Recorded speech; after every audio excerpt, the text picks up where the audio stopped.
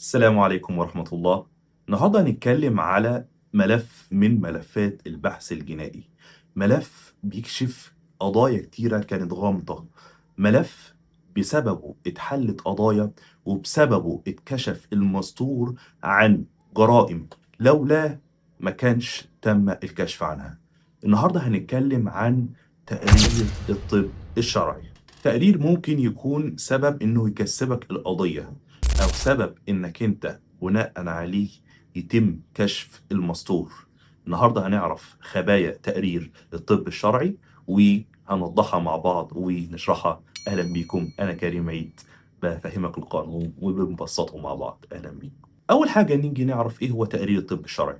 تقرير الطب الشرعي هو مستند رسمي موجه من الطب الشرعي بيبين الإصابات والجروح والإحداثيات التي حصلت على الشخص، وبناء عليه بيكون الدليل الفني للقاضي اللي بيقدر يكون قناعته من خلاله، ويتم إعداده من أطباء شرعيين مختصين، وبيحمل توصيات واضحة للمحكمة عن ظروف الواقعة. ففي قضايا العنف والضرب والتحرش وقضايا الحوادث والوفاة الغامضة بيكون الدليل الجوهري في القواضي دي. طب نيجي لسؤال مهم، وهو هل التقرير الشرعي بيكون الدليل الكافي في القضية؟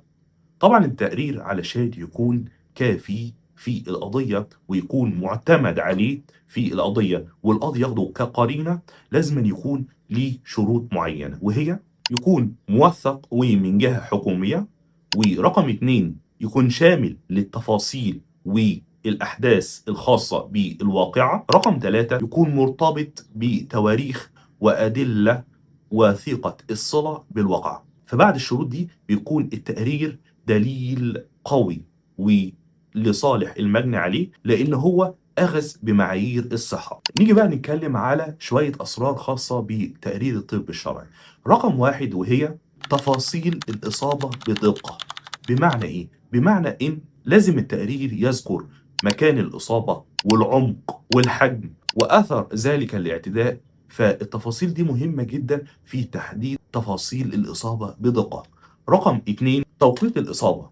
توقيت الإصابة هو عامل مهم جدا، وبيكشف قضايا كتير جدا، وبيكشف التلاعب والناس اللي للأسف بيتهموا ناس تاني بالباطل. لأن للأسف ساعات بيحصل إن ممكن يبقى شخص تم الاعتداء سابقا عليه، وإن هو مكيدة بشخص تاني عايز يروح يعمل فيه محضر، فبيستغل الإصابات اللي عنده دي وبيروح يعمل المحضر.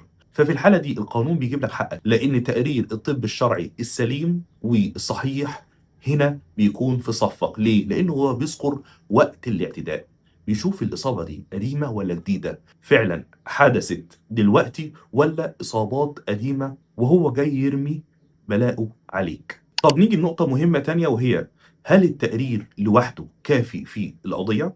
طبعا علشان انت كمحامي او شخص مجني عليك ما تعتمدش بس على التقرير الطبي وتقول بكده هيجي حقي، وده طبعا لان ممكن يتم التشكيك في التقرير ويكون في اوجه عوار. فلازم تستند ليه مستندات تانية، زي ايه؟ زي شهادة الشهود، ولو في مستندات كتابية مكتوبة تكون برضو مهمة جدا. فكل الأدلة اللي تقدر تصطحبها في القضية دي بتكون ليها واقع وأثر مهم جدا، وبيساعدك اللي انت تاخد حقك. ولازم نوضح نقطة مهمة جدا، وإن لو في غموض في التقرير إنك أنت تطلب حضور الطبيب الشرعي وتستفهم عن أوجه الغموض والأوجه التعارض ما بين التقرير والواقعة الأصلية، لأن النقط دي والاستجواب ده بيبقى مهم جدا وبيساعدك على حل القضية. وكمان لو في حاجة غامضة بيوضحها طبيب الطب الشرعي وبيبينها للمحكمة. ففي النهاية تقرير الطب الشرعي بيكون دليل قوي وبيساعدك على